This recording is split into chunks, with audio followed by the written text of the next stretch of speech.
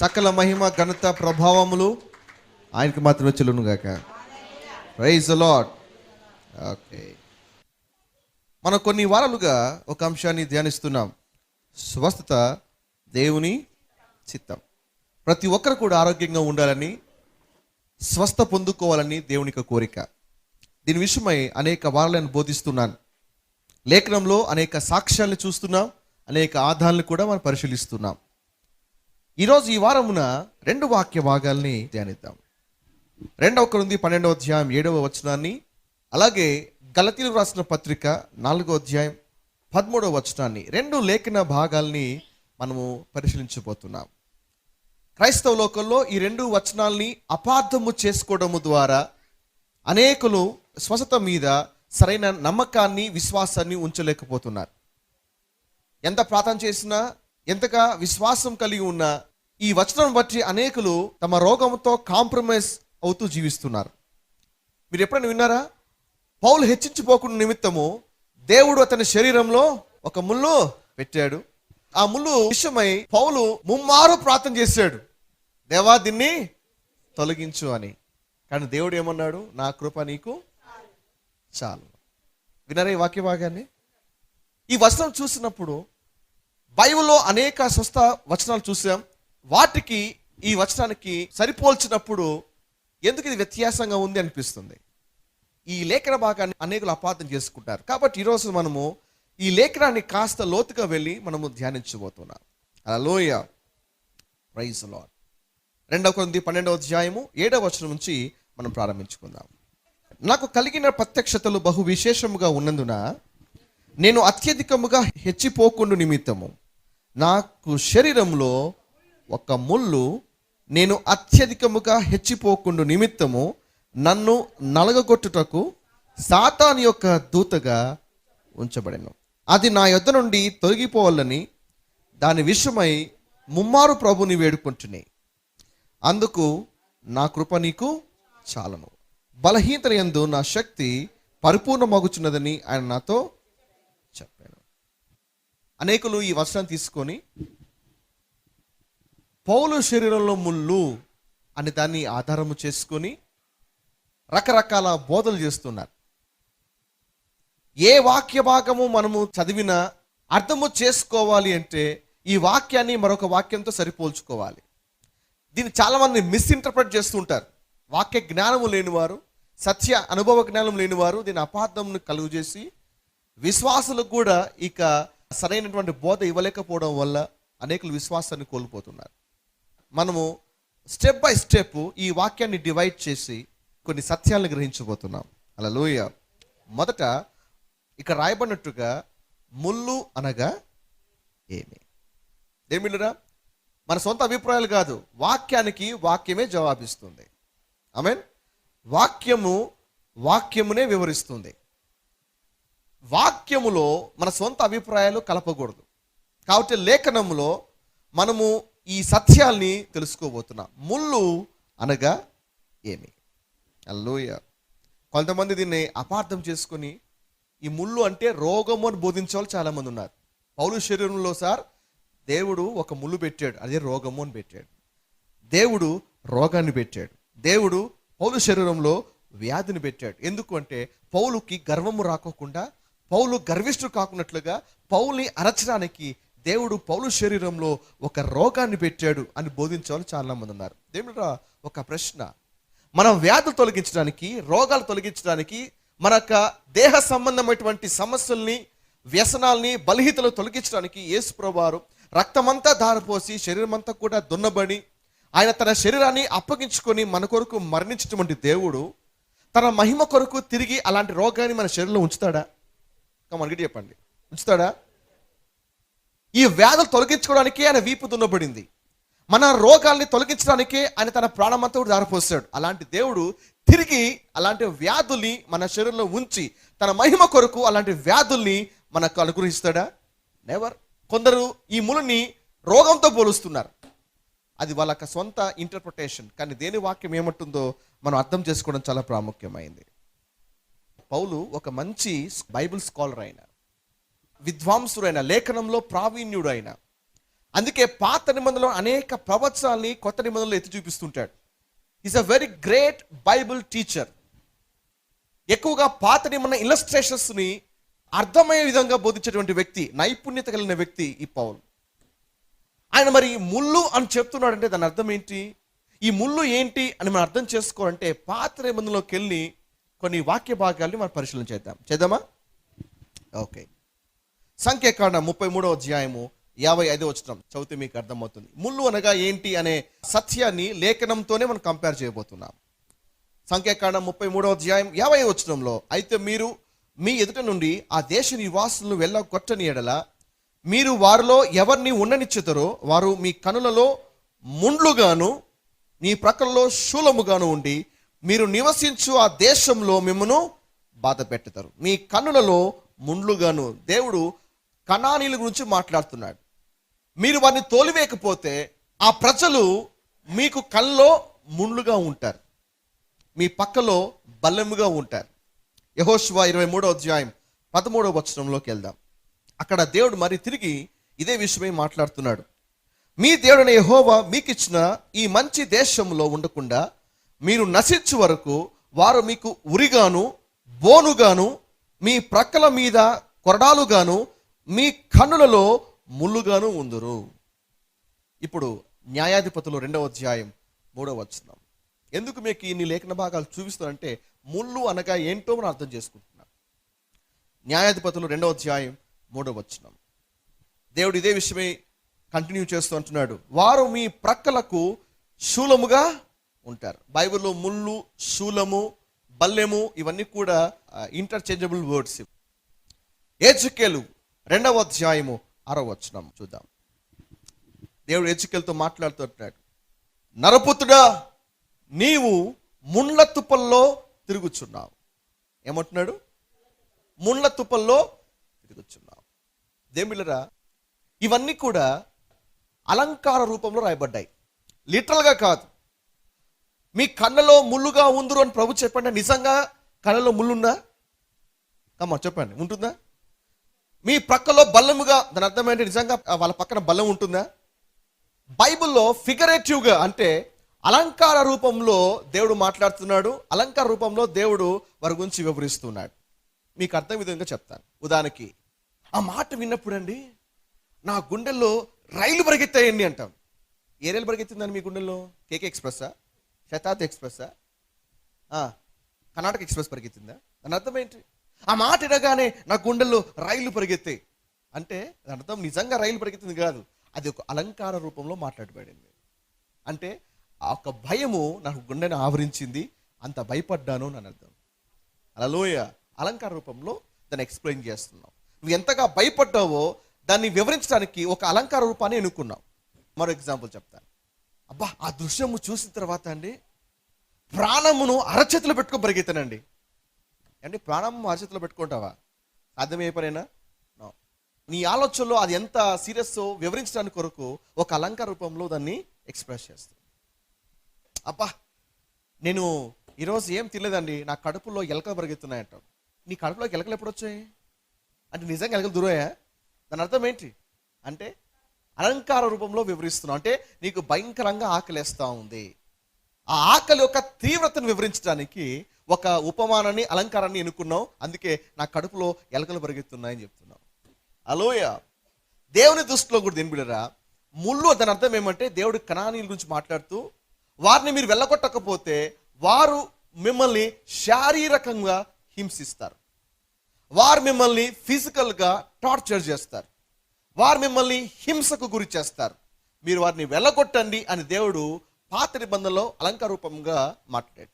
ఇప్పుడు 2 కొరింథీ 12వ అధ్యాయం 7వ వచనంలో కూడా నాకు శరీరంలో ఒక ముళ్ళు అని పౌలు చెప్తున్నాడు. దాని అర్థం ఏంటి అంటే అది నిజమైన ముళ్ళు కాదు, అలంకార రూపంలో మాట్లాడుతున్నాడు. హల్లెలూయా. అంటే ఫిజికల్ టార్చర్, శారీర సంబంధమైన శ్రమలు, లేక శారీర సంబంధమైనటువంటి ఒక ఇబ్బందులు. అది కదా, రోగం గురించి కాదు, ఫిజికల్ టార్చర్స్. పౌలు పరిచర్యలో చేస్తున్నప్పుడు దాడి ఎదుర్కొన్నాడు, అనేక శ్రమలు ఎదుర్కొన్నాడు, అనేక శోధనలు ఎదుర్కొన్నాడు, భౌతికముగా అనేక సార్లు దాడికి గురయ్యాడు. పౌలు వాటిని దృష్టిలో పెట్టుకొని ఈ మాట మాట్లాడుతున్నాడు. హల్లెలూయా. క్వశ్చన్ నెంబర్ 2, ఈ ముళ్ళు ఎవరు పెట్టారు? ఈ ముళ్ళు ఎవరు పెట్టారు?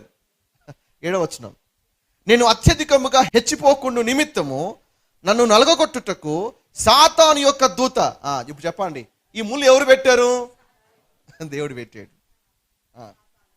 చాలా మంది ఇలాగే చాలా అపార్థం చేసుకున్నాడు. దేవుడు నాకు ఈ రోగం పెట్టాడండి, చాలాసార్లు ప్రార్థన చేశాను, కానీ దేవుడు నాకు ఈ రోగం పెట్టాడు, తీసేయట్లేదండి. దేవుడు రోగాన్ని పెట్టేవాడా? వ్యాధులు పెట్టేవాడా? కమాన్, బలితలు పెట్టేవాడా? హింసలు పెట్టేవాడా? పౌలు దీనికి ఆన్సర్ ఇస్తున్నాడు, ఇది దేవుడు పెట్టింది కాదు, సాతాను పెట్టింది. హల్లెలూయ. మనం 3rd క్వశ్చన్ ఆన్సర్ చేయబోతున్నాం. ఏంటిది? ఈ ముళ్ళు ఎందుకు పెట్టారు? మొదటి ఏంటి? ముళ్ళు అనగా ఏంటో చూసాం. రెండవది, ముళ్ళు ఎవరు పెట్టారో చూసాం. మూడవది, ముళ్ళు ఎందుకు పెట్టబడిందో చూద్దాం. 7వ చూద్దాం. నేను అత్యధికముగా హెచ్చిపోకుండా నిమిత్తం. అది ఎందుకు పెట్టబడింది? హెచ్చిపోకుండా నిమిత్తం. గర్వము రాకుండా బ్రదర్, గర్విష్ఠుడు కాకుండా ఉండడానికి, తగ్గించడానికి, నలకొట్టడానికి దేవుడు ఇది పెట్టాడు బ్రదర్. ఏమండి, కొంతమంది యొక్క ప్రీచింగ్స్ ఇలా ఉన్నాయి, బోధలు ఎలా ఉన్నాయి. పౌలు గర్విష్ఠుడుగా ఉన్నాడు కదా, ఆ గర్వము తగ్గాల బ్రదర్. అతనికి తగ్గింపు స్వభావం రావాలి. ఈ రోగం ఎందుకు పెట్టాడంటే నాకేదో ఒక పాఠం నేర్పించడానికి, తగ్గింపు నేర్పించడానికి. పౌలు కూడా తగ్గింపు నేర్పించే దానికోసము దేవుడు ఇది పెట్టాడు బ్రదర్. ఓహో, పౌలు జీవితంలో తగ్గింపు కోసము దేవుడు సాతాను పెట్టాడు అనమాట. సాతాను ఎవరు? వాడే గర్విష్ఠుడు. ఒక గర్విష్ఠుడు వేరే వ్యక్తికి దినత్వం నేర్పించగలుగుతాడా? ఆలోచించారు ఎప్పుడన్నా? అతడే గర్వంతో ఊగిపోయేవాడు, గర్వముతో నిండినవాడు. అందుకే దేవుడు పరలోక రాజ్యం నుంచి సాతాన్ని వెలగొట్టేశాడు. అలాంటి సాతాను ఒక వ్యక్తికి తగ్గింపు నేర్పించగలడా? ఇంపాసిబుల్. తగ్గింపు నేర్పించేదంటూ ఉంటే ఒకే ఒక వ్యక్తి అండి, అది యేసుప్రభువు వారు. అందుకే మత్తయి సువార్త 11వ అధ్యాయం చివరి భాగంలో చూసినట్లయితే, ప్రయాసపడి భారం వచ్చిన సమస్త జనులారా నా వద్దకు రండి, నేను సాత్వికుడను దీనుడను. హల్లెలూయా. దీన మనస్సు కలవాడను. తగ్గింపు అంటే ప్రభు నేర్పిస్తాడు. సాతానికి తగ్గింపు నేర్పించలేడండి. పౌలు జీవితంలో పౌలుకి తగ్గింపు కోసము ఇది అనుమతించబడలేదు. And devil cannot teach you humbleness. Hallelujah. In fact ఇంకా చెప్పాలంటే పౌలు ఇంకా హెచ్చింపు పోవడము సాతానికి ఇంకా ఇష్టం. ఎందుకంటే సామెతలో చూసినట్లయితే నాశనమునకు ముందు గర్వం నడుస్తుంది. సామెతలు 16వ అధ్యాయం 18వ వచనంలో నాశనకు ముందు గర్వం నడుస్తుంది. పౌలు హెచ్చించిపోతుంటే ఇంకా సాతానికి ఇంకా మేల్ ప్లస్ పాయింట్. ఎందుకంటే పౌలు తన స్వనాశనాన్ని కోరుకుంటున్నాడు, తన జీవితం తానే పాడు చేసుకుంటున్నాడు. కాబట్టి అపవాదికి ఇంకా హ్యాపీనే. బట్ ఇక్కడ ఈ విషయం చూసినట్లయితే హెచ్చింపు పోకుండా నిమిత్తం అంటే దేవుళ్ళ 2 రకాల హెచ్చింపులు ఉన్నాయి. ఎన్ని రకాల హెచ్చింపులు ఉన్నాయి? 2 రకాలు. ఒకటి నిన్ను నువ్వే హెచ్చించుకోవడం, రెండవది దేవుని చేత హెచ్చింపబడ్డం. హల్లెలూయా. పౌలు నేను హెచ్చింపబడుకున్న నిమిత్తమై అని అంటున్నాడంటే అది ఏ రకమైన హెచ్చింపో మొదట అర్థం చేసుకోవాలి. Praise the lord. ఓకే, ఒకటి నిన్ను నువ్వే హెచ్చించుకోవడము, రెండవది దేవుని చేత హెచ్చింపబడ్డం. 2 రకాల హెచ్చింపులు బైబిల్లో ఉన్నాయి. మీ లూకా 14వ అధ్యాయం 11వ వచనం చూసినట్లయితే ప్రభు ఒక అద్భుతమైన మాట చెప్పాడు. ఏమని? తన్ను తాను హెచ్చించుకొని ప్రతివాడు తగ్గింపబడును, తన్ను తాను తగ్గించుకునేవాడు. అంటే 2 రకాల హెచ్చింపులు ఉన్నాయి. ఒకటి నీ హెచ్చింపు, ఒకటి దేవుని హెచ్చింపు. మళ్ళీ పౌలు ఈ 2 రకాల్లో ఏ రకమైన హెచ్చింపుకు ఉన్నాడు? అది ప్రశ్న. ఓకే, నిజంగా పౌలో గర్వం ఉందా? నిజంగా పౌలో ప్రైడిష్ నేచర్ ఉందా? ఓకే, మీకు 3 వచనాలు చూపిస్తాను. ఎందుకంటే మనం ఏమి కంక్లూషన్కి వచ్చినా దేవుని యొక్క లేఖన ఆధారం మనకు కావాలి. ఓకే, ఎఫెసీ 3వ అధ్యాయం 8వ వచనం. నిజంగా పౌలో గర్వం ఉందా? హెచ్చింపబోకుండా నిమిత్తము అని అంటున్నాడంటే అది లౌకికమైన గర్వమా, లేకపోతే తన స్వంత గర్వమా? ఎలాంటి హెచ్చింపు గురించి పౌలు మాట్లాడుతున్నాడు? ఎఫెసీ 3వ అధ్యాయం 8వ వచనం. నానా విధమైన జ్ఞానము ఇప్పుడు తెలియబడవలని ఉద్దేశించి శోధింప సఖ్యము కాని క్రీస్తు ఐశ్వర్యమును అన్యజనుల్లో ప్రకటించుటకు సమస్తమును సృష్టించిన దేవుని యందు పూర్వకాలం నుండి మరుగై ఉన్న ఆ మర్మం గూర్చిన ఏర్పాటు ఎట్టిదో అందరికీ తేటపరచుటకు పరిశుద్ధులందరిలో అత్యల్పుడైన నాకు ఈ కృప అనుగ్రహించాను. అత్యల్పుడైన నాకు ఈ కృప అనుగ్రహించాను. పౌలు అత్యల్పుడు అని మాట్లాడుతున్నాడు. ఓకే, రెండవ ప్రూఫ్ 1 కొరింథీ 15:9. ఏలైనగా నేను అపోస్తలులందరిలో గొప్పవాడను. అవునా? కాదు, తక్కువ వాడును. దేవుని సంఘంను హింసించినందున అపోస్తలుడనుటకు యోగ్యుడను కాను. తగ్గింపు కనపడతా ఉందా? కమాన్, కనపడుతుందా? ఓకే. మూడవది అపోస్తలుల కార్యం 20:19. యూదుల కుట్ర వలన నాకు శోధనలు సంభవించినను కన్నీళ్లు విడిచుచు పూర్ణమైన వినయ భావముతో నేను ఎలాగో ప్రభుని సేవించుచుంటినో మీకు తెలియను. ఎలా సేవించాడండి? పూర్ణమైన వినయ భావముతో. ఈ 3 వచనం అంతా ఏం మాట్లాడుతున్నాయి? పౌలులో గర్విష్ఠతనము లేదు. హల్లెలూయా. మళ్ళీ ఈ హెచ్చింపు అంటే దాని అర్థం ఏంటి? దేవుని చేత హెచ్చింపబట్ట. ఎందుకు ఈ హెచ్చింపు వస్తుంది? మన మూలవాక్య భాగంకి వద్దాం. 2 కొరింథీ 12:7. Praise the lord. నాకు కలిగిన ప్రత్యక్షతలు. ఎందుకు హెచ్చింపు వస్తుందో పౌలు ఆన్సర్ ఇస్తున్నాడు. ఈ హెచ్చింపు దేవుని చేత ఎందుకు వస్తూ ఉంది అంటే, ఆ ప్రత్యక్షతలు బహు విశేషముగా ఉన్నాయి. దేవుని యొక్క సత్యాలు, మర్మాలు అద్భుతంగా నాకు బయలుపరచబడుతూ ఉన్నాయి. నేను ఎక్కడికి వెళ్ళి వాక్యం చెప్పినా ప్రజలు వెంబడిస్తున్నారు. ఎక్కడికి వెళ్ళి నేను దేవుని సువార్త చెప్పినా కూడా అక్కడ దేవుని అద్భుతాలు జరుగుతున్నాయి. ఆ మర్మాలు ప్రకటించినప్పుడు, సత్యాలు బోధించినప్పుడు ప్రజల జీవితాలు మార్చబడుతున్నాయి. ప్రజలు రగిలించబడుతున్నారు. అనేక ఆత్మలు దేవుని రాజ్యంలోకి చేర్చబడుతున్నారు. హల్లెలూయా. అందుకే ప్రజలు ఎక్కడికి వెళ్ళినా పౌలు చుట్టూ కూడా గుమికూడేవారు.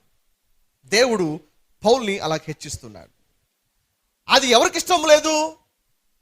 సాతానుకి ఇష్టం లేదు.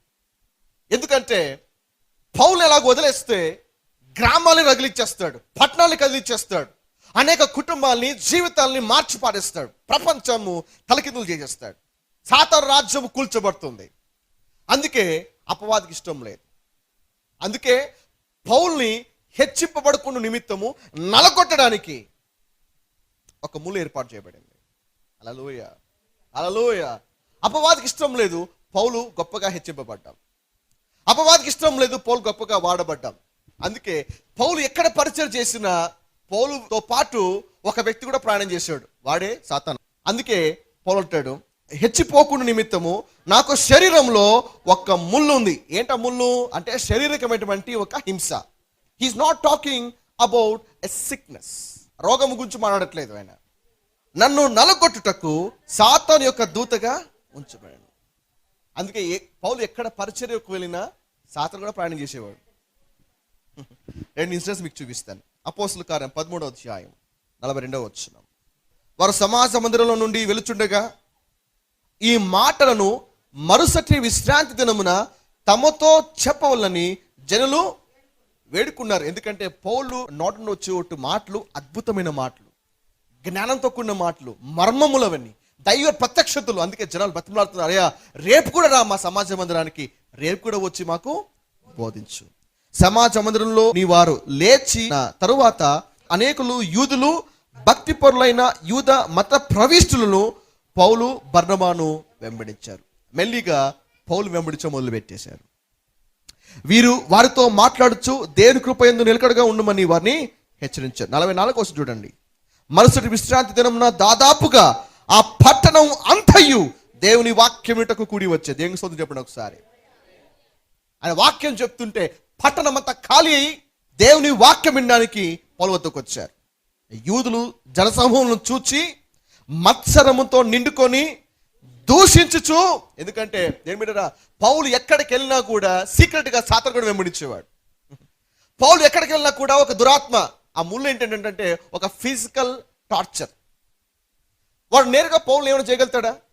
వాడు పడద్రోయబడిన దేవదూత, శక్తిహీనుడు, బలహీనుడు, ఏ మాత్రము కూడా శక్తి లేనివాడు. హల్లెలూయా. He's powerless. నేరుగా పౌలు ఏమి చేయలేడు కాబట్టి, అలాగనే పౌలు వదిలేస్తే అనేక జనాలు మార్చేస్తాడు కాబట్టి అపవాది చేసిన పని తెలుసా? మెల్లిగా ఒక దూతను అసైన్ చేశాడు సాతాను. ఒక దూతని, ఇదిగో పౌలు ఎక్కడికి వెళ్తే నువ్వు అక్కడికే వెళ్ళిపోవాలి. ఆయన వాక్యం ప్రకటించేస్తే నువ్వేం చేయాలి? కొందరు వ్యక్తుల్ని ప్రేరేపించాలి. ప్రేరేపించి వారిని నువ్వు పురికొల్పి పౌల్ని పరిచర్ను అడ్డుకోవాలి. పౌల్ని తిరిగి స్టాప్ చేయాలి, టార్చర్ చేయాలి. అందుకే వాళ్ళు మత్సరంతో నిండుకొని దూషించుచు ఎవరిని? పౌల్ని. ఏమండి, అంతకుముందే పట్టణం అంతా కూడా దేవుని వాక్యం వింటాంది. వెంటనే ఏమొస్తుంది? దూషించు మాటలు. పౌలు చెప్పిన వాటన్నిటికీ అడ్డము చెప్పిరి. ఆ తర్వాత పౌలు ఓకే నేను అన్యులతోకి వెళ్తానని బయలుదేరుతాడు. ఇప్పుడు 48 వచ్చిన చూడండి. అన్యజనులు ఆ మాట విని సంతోషించి దేవుని వాక్యమును మహిమపరిచి, అబ్బా ఎంత గొప్ప వాక్యం చెప్పారు పౌలు గారు, అద్భుతం. అన్యులు కూడా దేవుని వైపు తిప్పబడి దేవుని స్తుతిస్తున్నారు, మహిమపరుస్తున్నారు. మరియు నిత్య జీవనకు నిర్ణయింపబడిన వారందరూ విశ్వసించరి. ప్రభు వాక్యము ఆ ప్రదేశమంతటా వ్యాపించెను. కానీ యూదులు, భక్తి మర్యాదలు గల స్త్రీలు ఆ పట్టణపు ప్రముఖులను రేపి పౌలుకు బర్నబాకు అది అండి ముళ్ళు అంటే అది హింస కలుగ చేసి వారిని తమ ప్రాంతం నుండి వెళ్ళగొట్టరు. అది ఒక పక్క వాక్యం చెప్తున్నప్పుడు ఎంత సంతోషం పౌలుకి, ప్రజలు వస్తుంటే దేవుని రాజ్యంలో ఎంత సంతోషము, ఆనందము, చాలా ఉజ్జీవంగా ప్రసంగం చేస్తారు. జనాలు యేసు వద్దకు వస్తారు, యేసుని అంగీకరిస్తారు, కళ్ళలో నీళ్లు కారుతున్నాయి. తమ హృదయాలు దేవునికి అర్పిస్తున్నప్పుడు పౌలు ఎంతగా సంతోషించాడంటే ఓ దేవా స్తోత్రం అనుకుంటున్నా కానీ వెంటనే అటాక్ స్టార్ట్ అయింది. దూషించే మాటలు, హింసించే మాటలు, వెళ్ళగొట్టి బయటికి హీట్ చేసి టార్చర్. పౌలుకు అర్థం కాలేదు, ఏంటి ప్రభువా ఇది? ఒక ప్రాంతానికి వెళ్ళి అక్కడ దేవుని కార్యం జరిగింది అని సంతోషించుకునే లోపల వెంటనే మనొక అటాక్. ఇంకొక ఊరికి వెళ్ళి అక్కడ వాక్యం ప్రకటిస్తున్నంతగా సంతోషిస్తున్నంత లోపల మరొక దాడి. ఎక్కడికి వెళ్ళినా, ఏ ఊరికి వెళ్ళినా ఇమ్మీడియట్గా ప్రసంగం అయిపోయిన తర్వాత వెంటనే దాడి. అందుకే పౌలు అంటున్నాడు 2 కొరింథీ 12వ అధ్యాయము 7వ వచనం, నాకు కలిగిన ప్రత్యక్షతలు బహు విశేషముగా ఉన్నాయి. అది అపవాదికి ఇష్టం లేదు. దేని బిడ్డ, నీకు ఇచ్చిన ప్రత్యక్షతలు నువ్వు దాచుకోవడానికి కాదు, ప్రపంచానికి తెలియపరచడానికి. నీకు ఇచ్చిన మర్మాలు నీకోసం కాదు, అనేక వ్యక్తుల జీవితాలను వెలిగించాలి. దేవుని ఎన్నుకుంది కేవలము నీకోసమే కాదు, నువ్వు వెళ్ళి ఈ వెలుగును అనేకులకు పంచడానికి కోసము. ఎవడు దీపంను వెలిగించి కొంచెం కింద మంచి కింద పెట్టరు కానీ ఎత్తైన స్థలంలో ఉంచుతారు. దేవునికి రక్షణ ఇచ్చింది నీకోసమే కాదు, నువ్వు అనేక మందికి నువ్వు చాటాలి, అనేక మందికి నువ్వు దాన్ని పంచాలి. అయితే ఈ ప్రయత్నంలో ఒకరికి అది ఇష్టం లేదు, అది సాతాను. చాలాసార్లు మేము మీటింగ్లో కూడా అంతే, అద్భుతమైన మీటింగ్ చేసి బయటకు వచ్చే లోపల ఏదో ఒక ప్రాబ్లం, ఎవరి నుంచో ఒక డిస్కరేజ్మెంట్, ఒక గొడవ, ఒక మనశ్శాంతి లేకపోవడం, ఒక ఆర్గ్యుమెంట్, లేకపోతే ఒక డ్యామేజ్, ఒక రిపేర్. ఆ సంతోషము కేవలము కొన్ని క్షణాలు కూడా నిలబడదు, వెంటనే ఒక ప్రాబ్లం. ఆ రాగానే మాకు అర్థమైపోతుంది, ఓకే డెవిల్ నీకు అది ఇష్టము లేదు. హల్లెలూయా, హల్లెలూయా. అందుకే పౌలు అంటున్నాడు, హెచ్చింపబోకుని నిమిత్తము నాకు శరీరంలో ఒక ముళ్ళు. ఏంట ముళ్ళు? రోగము కాదు దేని బిడ్డ, వ్యాధి కాదు. ముళ్ళు అంటే అది కాదు. నిజంగా ఒకవేళ ముళ్ళు అయితే దేని బిడ్డ 11వ వచనం చూద్దాం ఒకసారి. 23వ వచనం నుంచి ఎన్ని రకాల శ్రమలు పరిచర్లో ఎదుర్కొన్నాడో పౌలు ఒక లిస్ట్ రాస్తున్నాడు. 23వ వచనం నుంచి మీరు 33వ వచనం వరకు చూసినట్లయితే ఒక పెద్ద లిస్ట్ ని పౌలు రాస్తున్నాడు. ఉందా? ఏమని? విశేషంగా ప్రయాసపడుతుని, అనేక పర్యాయం చెరసాల్లో ఉంటుని, అపరితముగా దెబ్బలు తింటుని, అనేక మాళ్ళు ప్రాణాపాయంలో ఉంటుని, ముమ్మారు బెత్తంతో కొట్టబడుతుని, రాళ్ళతో కొట్టబడ్డాను, ఓడ పగిలిపోయింది, సముద్రంలో గడిపాను, ప్రయాణంలోను, నదుల్లోను, ఆపదలోను, దొంగల వల్ల, ఇలా చెప్పుకుంటూ పోతే లిస్ట్ చాలా ఉంది. ఈ లిస్ట్ లో ఎక్కడా కూడా రోగము అనేది ఎక్కడ రాయబడలేదు. ఉందా? You can check. అనేక ఇబ్బందుల లిస్ట్ పౌలు రాస్తున్నాడు, కానీ ఎక్కడా కూడా వ్యాధుల్లో ఇబ్బంది పడ్డానని, నా రోగంలో ఇబ్బంది పడ్డానని ఎక్కడా కూడా పౌలు రాయలేదండి. Nowhere in his ఎపిస్టైల్స్.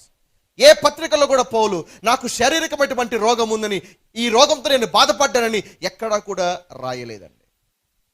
కాబట్టి ముళ్ళు రోగము కాదు, ముళ్ళు పరిచర్య విషయమైన కలిగిన ఒక హింస, శారీరకమైనటువంటి ఒక టార్చర్. పౌలు దాని గురించి మాట రాస్తున్నాడు. ఆ సంగతి తెలియక పాపం క్రైస్తవులు ఎంత మారు ప్రార్థన చేసినా రోగం పోకపోతే, కానీలే ప్రభావ నువ్వు పౌలుకే ముళ్ళు పెట్టావు ప్రభావ, నాకు తక్కువనా, కానీలే ప్రభావ ఓకే అని ఆ వచనాన్ని రాంగ్గా తీసుకొని దాని పట్ల కన్విన్స్ అయ్యి కాంప్రమైజ్ జీవించేస్తున్నారు. పౌలు ఉద్దేశం వేరు, మనుషులు అర్థం చేసుకున్న ఆ విధానము వేరు. హల్లెలూయా, హల్లెలూయా, హల్లెలూయా, హల్లెలూయా. ఎందుకు ఈ వాక్యం ఇవ్వబడింది? నలగొట్టడానికి. ఎవరు నలగొట్టడానికి? దేవుడా? 2 కొరింథీ 6వ అధ్యాయము 4-10 వచనాల్లో ఏ విధంగా పౌలు ఇబ్బంది పడ్డాడు, ఎన్ని విధాలుగా ఆయన శ్రమ పడ్డాడో ఒక లిస్ట్ని అక్కడ పౌలు రాస్తున్నాడు. 2 కొరింథీ 6వ అధ్యాయము. శ్రమల యందు, ఇబ్బందుల యందును, ఇరుకుల యందును, దెబ్బల యందును, చెరసాల్లో, అల్లర్లోను, ప్రయాసంలోను, జాగలోను, ఉపవాసంలోను మిగుల ఓర్పు కలవారమై అని రాస్తూ ఒక పెద్ద లిస్ట్ రాస్తున్నాడు. అందులో కూడా రోగం ఏమైనా ఉందా? నో. అనేక రకాల హింసల గురించి రాస్తున్నాడు కానీ రోగం గురించి ఎక్కడ ప్రస్తావించట్లేదు. 2 కొరింథీ 1వ అధ్యాయము 8వ వచనం. సహోదరులారా, ఆసియాలో మాకు తటస్థించిన శ్రమ గురించి మీకు తెలియకుండా మాకు ఇష్టం లేదు. అదేదనగా మేము బ్రతుకుతామన్న నమ్మకం లేకున్నట్లుగా మా శక్తికి మించిన అత్యధిక భారం వల్ల కృంగిపోతుమే. మరియు మృతులను లేపు దేవుని ఎందే కానీ మా యందు మేము నమ్మిక ఉంచకున్నట్లు మరణమగుదుమని నిశ్చయముగా మా మట్టుకు మాకు కలిగి ఉండెను. ఆయన అట్టి గొప్ప మరణం నుండి మమ్మల్ని తప్పించాను. He never mention about the sickness. రోగం ఉంచి ఆయన ఎక్కడ ప్రస్తావించలేదు. హల్లెలూయా, హల్లెలూయా. పాస్టర్ గారు మరి బాగానే ఉందండి, అది రోగం కాదు, బాగానే ఉన్నారు. కానీ 2 కొరింథీ 12వ అధ్యాయంలో బలహీనత అనే ఒక పదం రాయబడిందండి. దాని అర్థం ఏంటి? ఉందా మీ బైబిల్లో? చూడండి ఒకసారి. 2 కొరింథీ 12వ అధ్యాయము 5వ వచనంలో ఒకసారి, 9వ వచనంలో ఒకసారి బలహీనత అనే పదం రాయబడింది. ఉందా? పాస్టర్ గారు మళ్ళీ బలహీనత అంటే రోగం కాదా? నో. బలహీనత వేరు, రోగము వేరు. బలహీనత అంటే బలము లేకుండా ఉండడం, అది బలహీనత. బలహీనత వేరు, రోగము వేరు. మీకు ఒక చిన్న ప్రూఫ్ చూపిస్తాను. మత్తయి సువార్త 8వ అధ్యాయము 17వ వచనం. ఆయన మాటల వల్ల దయ్యములను వెలగొట్టి రోగులను స్వస్థపరిచాను. అందువల్ల ఆయనే మన బలహీనతలను వహించుకొని మన రోగములను భరించాడు. చూసారా, బలహీనత వేరు, రోగములు వేరు. బలహీతే రోగమైతే ఇక్కడ ఎందుకు 2 రకాల పదాలు వాడబడింది? వాళ్ళు మీకు అర్థమవుతున్నాయా? వీక్నెస్ఏ సిక్నెస్ అయితే, బలహీనతనే రోగం అయితే ఎందుకు 2 పదాలు రాయబడ్డాయి అంటే బలహీనత వేరు, రోగము వేరు. బలహీనత అంటే బలము తగ్గిపోవడం. ఎస్, రోగం వల్ల కూడా బలం తగ్గుతుంది. కానీ బలహీనత వచ్చిందంటే రోగము ద్వారానే రావాలి అటువంటి ఒక నియమం లేదు. శారీరకంగా బలహీనత కావచ్చు, ప్రయాసపడి బలమంతా తగ్గిపోవచ్చు. హల్లెలూయా. పౌలు మాత్రమంటి బలహీనత రోగంకు సంబంధించింది కాదు. నేను సొంత చెప్పండి ఒకసారి. హల్లెలూయా. బలహీనత రోగమా? మరొక ప్రూఫ్ చూద్దాం. రోమీయుల రాసిన పత్రిక 8వ అధ్యాయం 26వ వచనం. 8వ అధ్యాయము. అటువలే ఆత్మయు మన బలహీనతలను చూచి సహాయము చేర్చున్నాడు.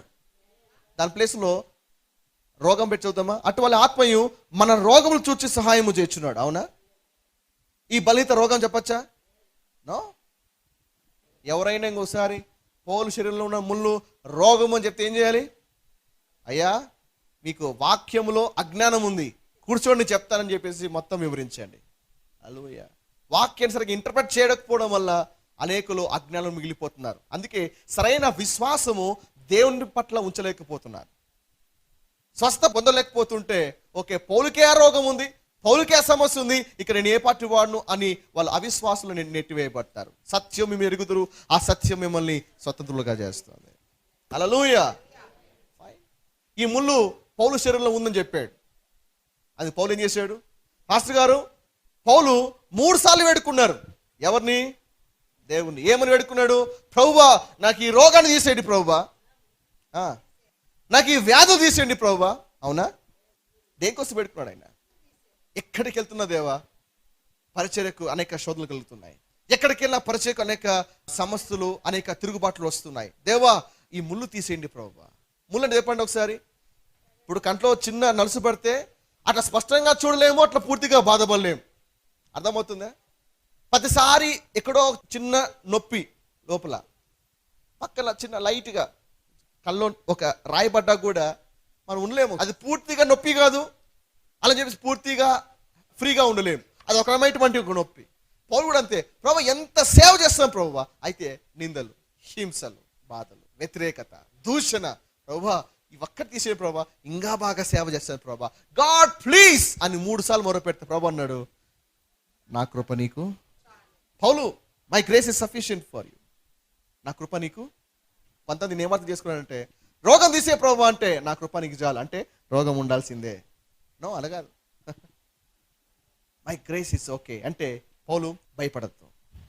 ఎక్కడికి వెళ్ళినా, నువ్వు స్వార్థ చెప్పినా, ఎక్కడ నువ్వు పరిచయం చేసినా, ఎంత తిరుగుబాటు నీ మీదకి వచ్చినా, ఎన్ని హింసలు వచ్చినా, నా కృప నేను ఎప్పుడు ఎత్తి పట్టుకుంటుంది. నీకు కావాల్సింది ఏంటంటే గ్రేస్. హల్లెలూయ. నా కృప ఎప్పటికీ నీ పట్ల ఉంటుంది. నేను ఎవరు ఆటంకపరచలేరు, నేను ఎవరు ఇబ్బంది పెట్టలేరు, నేను ఎవరు హింసించలేరు, నేను ఎవరు కూడా మిమ్మల్ని ఇబ్బంది పెట్టలేరు. నేను నిన్ను విడిపిస్తాను. My grace is sufficient for you. ప్రభు అన్నాడు, నా కృప నీకు చాలును, బలహీనత యందు నా శక్తి. ఎస్, నువ్వు ఎప్పుడైతే వీక్గా ఉంటావో, ఫిజికల్గా టైర్డ్ అవుతున్నావో, అక్కడే నా శక్తి బయలుపరచబడుతుంది. Praise the Lord. హల్లెలూయా. ఒకసారి పౌలుని శీలను అరెస్ట్ చేశారు. ఊరి చావడ తీసుకెళ్లి వీపు మీద బాగా కొట్టేశారు. శరీరం అంతా కూడా రక్తసిక్తం అయిపోయింది. తీసుకెళ్లి జైల్లో పెట్టేశారు. కాలు చేతికి బోండలు బిగించేశారు. శక్తిహీనులు ఇప్పుడు. కానీ రాత్రి వాళ్ళు ప్రభుని స్తుతిస్తుండగా, ప్రభుని గణపరుస్తుండగా, దేని బిడ్డ భౌతికంగా వాళ్ళు బలహీనులే, కానీ రాత్రి దేవుని యొక్క శక్తి వాళ్ళ జీవితంలో ప్రదర్శించబడింది. హల్లెలూయా. దేవుని యొక్క గొప్ప శక్తి ద్వారా సంఖ్యలు పటాపంచలు చేయబడి వారు చెరసాల నుంచి బయటకు వచ్చేసారు. అందుకే దేవుడు అంటున్నాడు, నా శక్తి నీ బలహీనత యందు పరిపూర్ణమగుచున్నది అని చెప్పాను. కాగా క్రీస్తు శక్తి నా మీద నిలిచినుట నిమిత్తము. నిజంగా ఆ బలితల్లో దేవుని యొక్క శక్తి నాలో పనిచేస్తూ ఉంది అంటే, విశేషముగా నా బలహీనతలు యందే నాకు బహు సంతోషంగా అతిశయపడుతున్నావు. Thank you Jesus. When I'm weak, నేను బలితంగా ఉన్నప్పుడు నీ శక్తి ప్రదర్శించబడుతుందంటే, దేవా నేను దాంట్లో సంతోషిస్తాను ఆయన. నేను వీక్గా ఉన్నప్పుడు నీ యొక్క బలము ప్రదర్శించబడుతుందంటే, నేను వీక్గా ఉన్నప్పుడు, బలీనుగా ఉన్నప్పుడు నీ మహిమ నా జీవితం ద్వారా ప్రదర్శించబడుతుందంటే, దేవా నేను నా బలితలో కూడా నేను సంతోషిస్తాను. I will accept it. ఈ క్రీస్తు కొరకు ఎన్ని దెబ్బలు వచ్చినా పర్వాలేదు, నీ మహిమ కనపడుతుందంటే ఎన్ని దెబ్బలు తింటా, ఎన్ని రాళ్ళ దెబ్బలైనా పర్వాలేదు, ఎన్ని చెరసాలైనా సరే, ఎన్నిసార్లు కొట్టించుకున్నా పర్వాలేదు, ఎన్నిసార్లు నా ఓడ బద్దలైనా పర్వాలేదు ప్రభువా, నీ మహిమ కనపడుతుందంటే నాకు అంతకంటే ఆనందం ఏం కావాలి? నీ శక్తి ప్రదర్శించబడుతుందంటే నాకు అంతకంటే ఆనందం ఏం కావాలి? I will rejoice. హల్లెలూయా. నేను ఎప్పుడు బలహీనుడనో అప్పుడే ప్రైజ్ ది లార్డ్. ప్రభు అభయం ఇచ్చిన తర్వాత ఇంక నేను బలహీనున్నా? నో. బలం ఉన్న తర్వాత పని చేస్తా, బలం లేకపోయినప్పుడు ఆయన పని చేస్తాడు. హల్లెలూయా. అందుకే పౌలు అంటున్నాడు, అప్పుడే బలవంతుడను. కనుక క్రీస్తు నిమిత్తము నాకు కలిగిన బలహీనతల్లోను, నిందల్లోను, రోగములోను. రోగం లేదా? రోగం లేదు. రోగం అనే మాట పౌలు జీవితంలో ఎన్నడూ రాలేదండి. పాపం అన్యాయంగా అన్ని రోగం చేసేసారని. ఇబ్బందుల్లోను, హింసలోను, ఉపద్రవంలోను నేను సంతోషిస్తాను. I will rejoice. Praise the Lord. Hallelujah. Hallelujah. Okay, రెండవ లేఖన భాగానికి వెళ్దాం. ముఖ్యంగా ఈ వాక్య భాగాన్ని అపార్థం చేసుకున్నారు. రెండవదిగా ఇప్పుడు మనం చూడబోయే వాక్యాన్ని కూడా చాలా మంది క్రైస్తవులు అపార్థం చేసుకుంటున్నారు. గల్తీలకు రాసిన పత్రిక 4వ అధ్యాయము 13వ వచనం. పాస్టర్ గారు అది బాగానే ఉంది, కానీ ఈ 13వ వచనం చూడండి. నాకు తెలిసి పౌలుకి ఒక రోగం ఉందండి. ఎందుకంటే పౌలు ఈ మాట అన్నాడు, మీరు నాకు అన్యాయము చేయలేదు, మొదటిసారి శరీర దౌర్బల్యము కలిగినను నేను సువార్త మీకు ప్రకటించుతని మీరు ఎరుగుదురు. శరీర దౌర్బల్యము కలిగినను. ఓకే, 14వ వచనం. అప్పుడు నా శరీరంలో మీకు శోధనగా ఉండిన దానిని బట్టి నన్ను మీరు తృణీకరింపలేదు, నిరాకరింపనైనను లేదు, కానీ దేవుని దూత వలనను క్రీస్తు యేసు వలన నన్ను అంగీకరించుతరి. మీరు చెప్పుకున్న ధన్యత ఏమైంది? సఖ్యమైతే మీ కన్నులు ఊడబీకి నాకిచ్చి వేసి ఉందిరని మీ పక్షమున సాక్ష్యం పలుకుచున్నాను. పౌలు ఇలాంటి దౌర్బల్యం గురించి మాట్లాడుతున్నాడు. ఇది కూడా అలంకారమా? కాదు, ఇది నిజంగా శరీర సంబంధమైనటువంటి దౌర్బల్యం. Hallelujah. It's truly a physical weakness. మొదటి మనం చూసింది ఏంటి? ఆ ముళ్ళు రోగం కాదు. రెండవది మనం చూసినటువంటి శరీర దౌర్బల్యం అంటే ఇది కూడా ఆత్మ సంబంధమైనది కాదు, నిజంగానే ఇది శరీరానికి సంబంధించిన ఒక దౌర్బల్యం. మాస్టర్ గారు అంటే ఆయన శరీరంలో రోగం ఉందా? రోగము ఉంది అనుకోని చాలా మంది దీని మీద ప్రసంగం చేసి ఆయన శరీరంలో శోధన ఉంది అనుకుంటున్నాడు కదా మాట. అప్పుడు నా శరీరంలో మీకు శోధనగా ఉంది అంటే ఆయనకు ఒక ఫిజికల్ ప్రాబ్లం ఉందని, ఆయనకు ఒక రోగం ఉందని కొంతమంది ప్రీచర్స్ని ఇలా ఇంటర్ప్రెట్ చేశారంటే ఆయనకి కంటి జబ్బు ఉందని ప్రచారం చేశారు. నేను అడిగితే మీ కళ్ళు కూడా ఉడికి నాకు ఇవ్వరా అని పౌలు అందుకే అన్నాడని కొంతమంది దీన్ని బేస్ చేసుకొని ప్రీచింగ్స్. పాపం పౌలు గారికి ఐ ప్రాబ్లంని ఉందని చెప్పేసి ప్రచారం చేస్తారు. ఓకే, సత్యం తెలుసుకోవాలనుకుంటున్నారా? కమాన్ రెడీ చెప్పండి ఒకసారి. Yes are no? ఓకే, ఏంటి ఈ శరీర దౌర్బల్యం? అక్కడ ఏం జరిగింది అంటే వాస్తవికంగా పౌలు శరీరానికి ఒక ప్రాబ్లం ఉంది. ఏంటి ఆ ప్రాబ్లం అనేది మనం దేవుని యొక్క లేఖనంలో చూడబోతున్నాం. Praise the lord. పౌలు ఏమన్నాడు ఇక్కడ? మొదటిసారి శరీర దౌర్బల్యము కలిగి నేను సువార్త మీకు ప్రకటించుతుని అంటే ఫస్ట్ టైం గాస్పెల్ని ప్రీచ్ చేసేటప్పుడు ఒక ఫిజికల్ ప్రాబ్లం ఎదురైందంట. దాని యొక్క పిక్చర్ మనం అర్థము చేసుకోవాలి అంటే మొదటిసారి ఎక్కడ వాక్యం చెప్పాడు వెళ్దాం. ఓకే, అక్కడ ఏం జరిగిందో గ్రహిస్తే మనకి పూర్తి పిక్చర్ వచ్చేస్తుంది.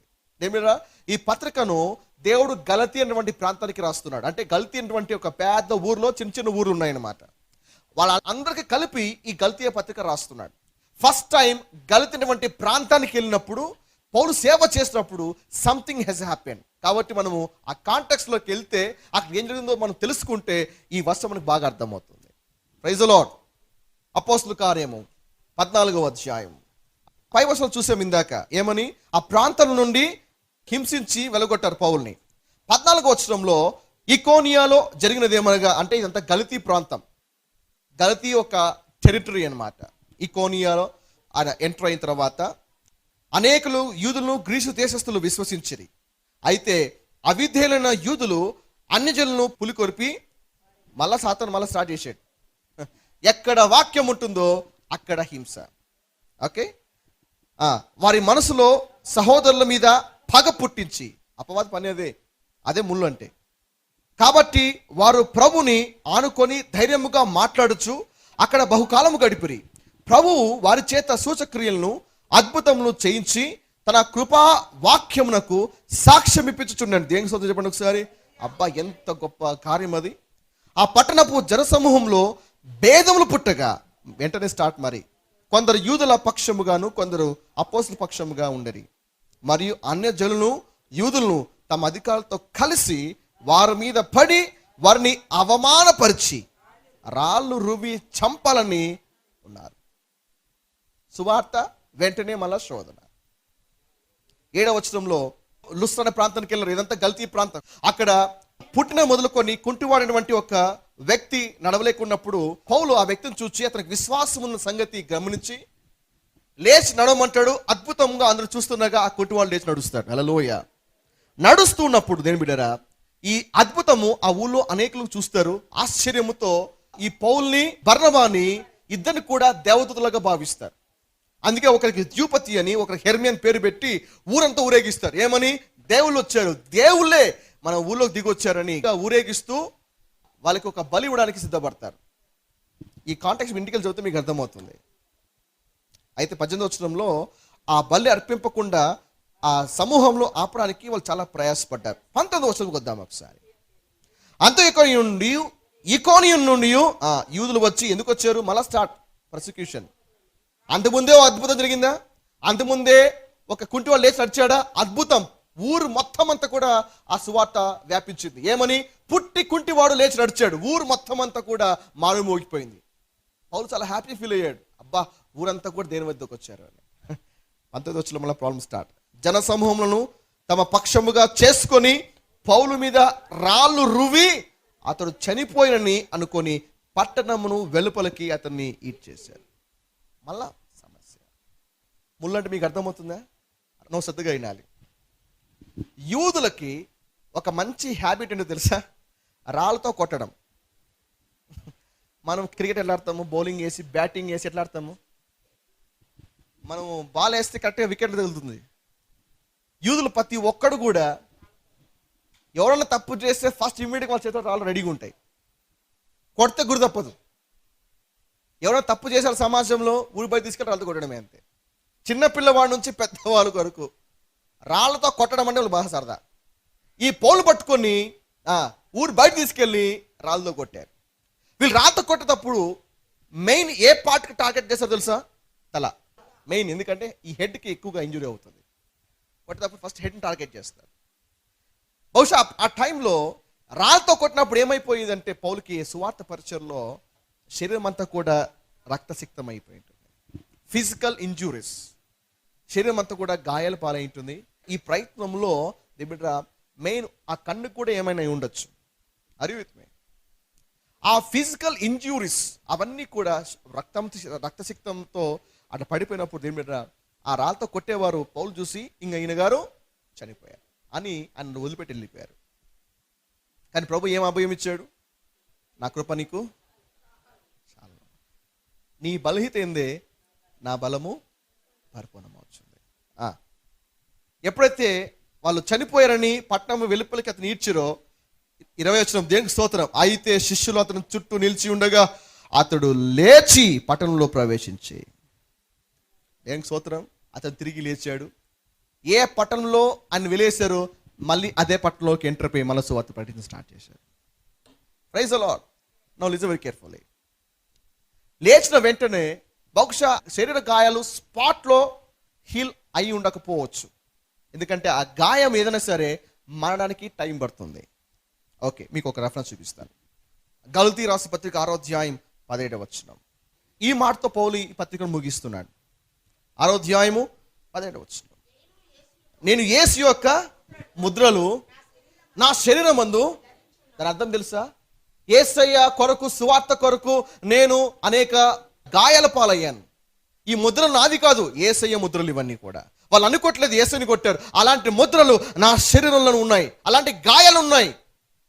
ఇక మీదట ఎవరు నన్ను శ్రమ పెట్టవద్దండి. అంటే వూండ్స్ ఇంకా అలాగే ఉన్నాయి, హీల్ అవుతున్నాయి మెల్లిమెల్లిగా. అంటే దేవుడు తను లేపాడు కానీ గాయాలు అయితే ఇంకా కొన్ని అలాగే ఉన్నాయి. అందుకే గలతీ 4వ అధ్యాయం 13వ వచనం. మొదటిసారి శరీర దౌర్బల్యం కలిగిన, ఏంటంటే శరీర దౌర్బల్యం ఇందాక మనం చూసాంగా, పర్సిక్యూషన్, క్రీస్తు కొరకు హింస, గాయములు, అది శరీర దౌర్బల్యం. మొదటిసారి శరీర దౌర్బల్యము కలిగినను నేను సువార్త మీకు ప్రకటించుతానని, అంటే ఆ గాయాలతోనే మీకు సువార్త చెప్పాను, ఆ నొప్పులతోనే మీకు సువార్త చెప్పాను, ఆ వేదంతోనే ఆ బాధలో ఉంటుండగానే మీకు సువార్త చెప్పాను. మీరు అది బాగా తెలుసు. అప్పుడు నా శరీరంలో మీకు శోధనగా ఉండిన దాన్ని బట్టి నన్ను మీరు గాయాలతో ఉన్నప్పుడు తృణీకరించలేదు, నిరాకరింపడం లేదు, కానీ దేవదూత వల్లే, క్రీస్తు యేసు వల్లే మీరు నన్ను అంగీకరించారు. మీరు చెప్పుకున్న ధన్యత ఏమైనది? సఖ్యమైతే మీ కళ్ళు ఊడిబికి, దాని అర్థం ఏంటంటే అప్పుడు ఆయన కళ్ళు కూడా గాయమై ఉండొచ్చు బహుశా. ఆ టైంలో అడిగి ఉంటే పొలంటాడు, మీ కళ్ళు నాకు ఇచ్చేస్తారు. ఈ శరీర దౌర్బల్యం అంటే రోగము కాదు, సువార్త విషయమైనటువంటి ఒక హింస. ప్రైజ్ ది లార్డ్, హల్లెలూయా. అనుమానం తొలగిపోయిందా? సత్యం మీరు ఎరుగుదురు, ఆ సత్యం మిమ్మల్ని స్వతంత్రులుగా చేస్తుంది. Praise the Lord. ఏమిటా? రోగము దేవుని చిత్తము కాదు. మిమ్మల్ని దేవుడు ఎప్పుడు కూడా రోగంతో శోధించడు. మిమ్మల్ని ఎప్పుడు కూడా దేవుడు వ్యాధుల చేత మిమ్మల్ని పరీక్షించాడు. మిమ్మల్ని ఎప్పుడు అలాంటి వాటి చేత టెస్ట్ చేయడు. రోగము దేవుని వచ్చింది కాదు, ముళ్ళు కూడా దేవుని వచ్చింది కాదు. దేవుడు ముళ్ళు పెట్టేవాడా? నో, సాతాను పెట్టేవాడు. కాబట్టి శరీర సంబంధమైన నొప్పి కానీ వ్యాధి కానీ ఉన్నప్పుడు కూడా దేవా ఎందుకు పెట్టావని అడగకూడదు, ఎందుకంటే అది దేవుడు పెట్టలేదు కాబట్టి. ఆమేన్. ప్రైజ్ ది లార్డ్, హల్లెలూయా. కాబట్టి ఎన్నడూ కూడా ప్రభువా పౌలుకే ముళ్ళు పెట్టావు నాయనా, నేను ఏ పార్టీ వాడని తండ్రి అంటాం ఇలాగా? నేవర్. ప్రభు అంటాడు, నా జనులు జ్ఞానం లేకయే నశించిపోతున్నారు. అనేకులు దేని పట్ల తప్పైన అవగాహన ఉంది. నేనే ముళ్ళు పెట్టారనుకుంటున్నారు జనాలు అని దేవుడు మాట్లాడుతున్నాడు. దేవుడు పెట్టలేదు అలాగా. వై? కారణం ఏంటంటే బైబిల్లో కొన్ని లేఖనాలు కొంతమంది విభజించలేకపోతున్నారు. కాంటెక్స్ట్లోకి, హిస్టరీలోకి వెళ్ళి చాప్టర్స్ మీద చాప్టర్స్ని అధ్యాయము చేసి సత్యాన్ని అవగాహన చేసుకోకుండా కేవలం ఒక వచనాన్ని పట్టుకొని తాముకు తోచిన వంటి అభిప్రాయాలు దాని మీద రుద్దుతున్నారు. వాళ్ళు రుద్రమే కాదు, జనాలకి అదే వడ్డించేస్తున్నారు. వినే జనాలు కూడా ఇది నిజమే కావాలనుకొని అలాగే దాన్ని నమ్మేస్తున్నారు. అనేక మందికి వెళ్ళి ఈ సత్యాన్ని ప్రకటించాలి. ఆమేన్, హల్లెలూయా. దేవుడు మీ అందరికీ ఇలాంటి ప్రత్యక్షతలను గురించును గాక. పౌలుకి దేవుడు ఇచ్చినటువంటి ప్రత్యక్షతలు మెండుగా దేవుడు మీ అందరికీ అనుగ్రహించును గాక. దేవుడు సాతాను కూడా ఎవరు వెంట అంటే వారి వెంట పడ్డు.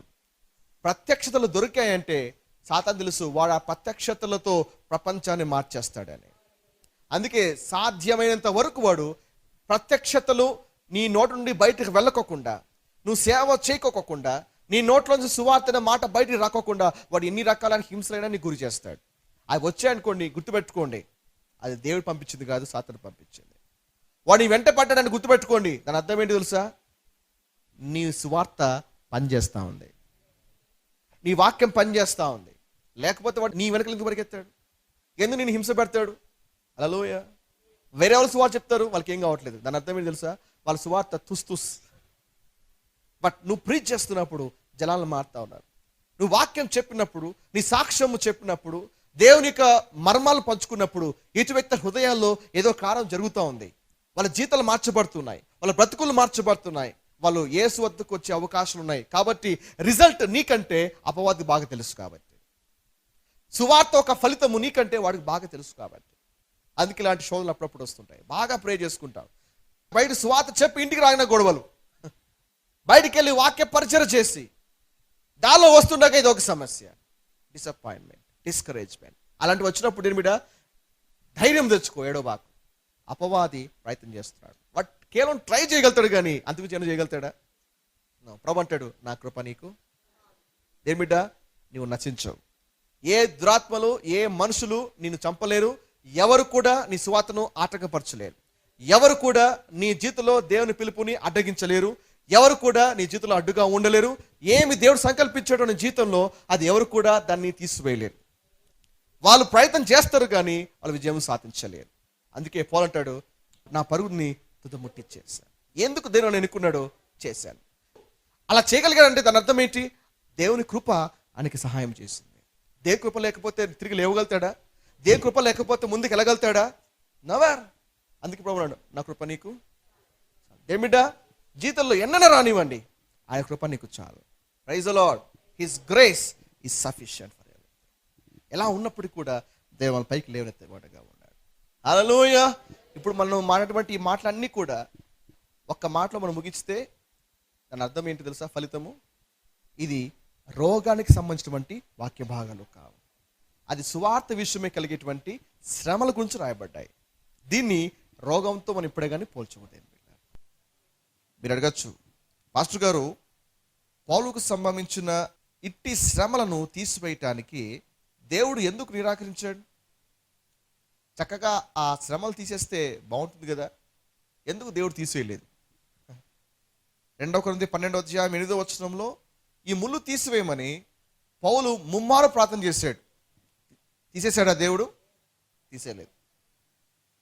ముమ్మారు ప్రార్థించిన 3 సార్లు దేవుడు జవాబు ఏంటి? నా కృప నీకు చాలు. ముళ్ళు తీసేయలేదు. ఒక్క విషయాన్ని మీరు బాగా నేర్చుకోవాలి దేని బిడ్డారా. దేవుడు మనల్ని రోగాల నుంచి విమోచించాడు, కానీ హింసల నుంచి కాదు. నేను రిపీట్ చేస్తున్నాను, దేవుడు మనల్ని రోగాల నుంచి విమోచించాడు, హింసల నుండి, శ్రమల నుంచి కాదు. పౌలు కూడా సేవలో అనేక హింసలు ఎదుర్కొన్నాడు. ఎలాంటి హింసలు ఎదుర్కొన్నాడో డీటెయిల్గా మీకు ఎక్స్ప్లెయిన్ చేశాను. ఓడలు బదులైపోయాయి, తర్వాత జాగ్రత్తతో ఉన్నాడు, ఆకలి తప్పులతో ఉన్నాడు, సింహాల మధ్యలో పడ్డాడు. అనేక శ్రమల నుండి పౌలు తప్పింపబడ్డాడు. అందుకే 2 తిమోతి 4:14 పౌలు తను కలిగిన శ్రమలన్నీ కూడా వివరిస్తూ తిమోతితో ఇలా అంటున్నాడు, అలెగ్జాంద్రు అను ఒక కంచెరివాడు తనకు కీడు చేశాడని, నా మాట ఏమాత్రము వినక వాటిని ఎదిరించాడని, అయితే అతని క్రియల చొప్పున ప్రభు అతనికి ప్రతిఫలం ఇచ్చాడని రాశాడు. 17 ప్రభు నన్ను బలపరిచినాడు కనుక సింహం నుండి తప్పించబడ్డాడు. 18 ప్రభు ప్రతి దుష్కార్యం నుండి నన్ను తప్పించి తన పరలోక రాజ్యము చేరినట్లు రక్షిస్తాడని తన యొక్క విశ్వాసాన్ని బయలుపరుస్తున్నాడు. సో నేను ఏం చెప్పదలుచుకున్నాను? రోగములు మనకి రావు, కానీ హింసలు రావచ్చు. హింసల నుంచి దేవుడు మనల్ని విమోచించలేదు. అందుకే 2 తిమోతి 3:11 పౌలు తిమోతితో ఇలా మాట్లాడుతున్నాడు, అంతియొకయు, ఇకోనియా, లుస్త్రా అను పట్టణంలో నాకు కలిగినట్టు హింసలను, అనగా ఆ గలతీ ప్రాంతంలో నేను చేసినటువంటి హింసలను, ఉపద్రవములను తెలుసుకున్న వాడై నీవు నన్ను వెంబడించావు. తిమోతి, అట్టి హింసలను సహించితిని గాని వాటన్నిటి నుండి ప్రభు నన్ను తప్పించాను. 12వ వచనం అంటున్నాడు, క్రీస్తు యేసునందు సద్భక్తితో బ్రతుకనుద్దేశించు వారందరూ హింస పొందుతారు. తిమోతి, నా హింసలన్నీ చూసావు, ఏ విధంగా ఇబ్బంది పడ్డానో, ఏ రీతిగా నేను శ్రమ పడ్డానో, నాకు వచ్చిన ఉపద్రవాలు ఏంటో అన్నీ కూడా నువ్వు చూసావు. నాకు మాత్రమే కాదు తిమోతి, యేసు క్రీస్తు కొరకు సాక్షిగా బతకడానికి సద్భక్తిగా జీవించే ప్రయత్నం చేసిన ప్రతి ఒక్క వ్యక్తి కూడా హింసించబడతాడు. అందుకే మార్క్స్ వార్త 10వ అధ్యాయంలో చూసినట్లయితే పేతురు ఒక మాట అంటాడు యేసుతో, అయ్యా ఇదిగో సమస్తము విడిచిపెట్టి నేను మిమ్మల్ని వెంబడించాం అని చెప్తుండగా ప్రభు అంటాడు, నా నిమిత్తము సువార్త నిమిత్తము ఇంటినైనను అన్నదమ్ములనైనను అక్క చెల్లెలనైనను తల్లిదండ్రులైనను పిల్లలనైనను భూములనైనను విడిచిన వాడు ఇప్పుడు ఇహమందు హింసలతో పాటు నూరంతలుగా నీకు అనుగ్రహించబడతాయి. అంటే ఈ జీవిత యాత్రలో హింసలు ఎదుర్కొంటూ ఉంటాం. పాస్టర్ గారు, ఎందుకండి నీ హింసలు, ఈ శ్రమలు ఎందుకండి? ఇటు హింసలను దేవుడు తన మహిమ కొరకు, తన ప్రజల రక్షణ కొరకు సాక్షార్థంగా వాడుకుంటాడు. లూకాసు వార్త 21వ అధ్యాయము 12-13 వచనంలో ఈ మాట రాయబడి ఉంది. దేవుడు శ్రమ పెట్టువారిని కూడా ప్రేమిస్తున్నాడు. దేనికి స్తోత్రం చెప్పండి ఒకసారి. శ్రమ పెట్టేవారిని, హింసించే వారిని కూడా ప్రేమిస్తున్నాడు. వారిని మార్చడానికి కోసం కూడా దేవుడు ఇలాగ వాడుకుంటుంటాడు. ఉదాహరణకి సౌలు ఎంతగా హింసించాడు సంఘాన్ని, ఎన్ని సంఘాలు తగలబెట్టాడు, ఎందరు క్రైస్తవులు హింసించాడు, చంపాడు. అలాంటి సౌలు కూడా హింసల మధ్యలోనే దేవుడు ఆ వ్యక్తిని సౌలుగా మార్చేశాడు. హల్లెలూయా. సో నీ పర్సిక్యూషన్ కూడా దేవుడు, నీ హింసల ద్వారా కూడా కొందరు వ్యక్తులను రక్షించవచ్చు. దేవుడు నీ యొక్క శ్రమల ద్వారా కూడా దేవుడు ఒక వ్యక్తి జీవితాన్ని తాకచ్చు. తన మహిమ కొరకై దేవుడు నీ జీవితాన్ని కూడా అలాగే మలచవచ్చు. Praise the Lord. హల్లెలూయా. రోగాలు రావని ప్రభు వాగ్దానం చేశాడు, హింసలు రావని ప్రభు వాగ్దానం చేయలేదు. ఆమేన్. హల్లెలూయా, హల్లెలూయా. కాబట్టి మీరు వెళ్ళి 10 మందికి మీరు కరెక్షన్ చేయాలి. ఆమేన్.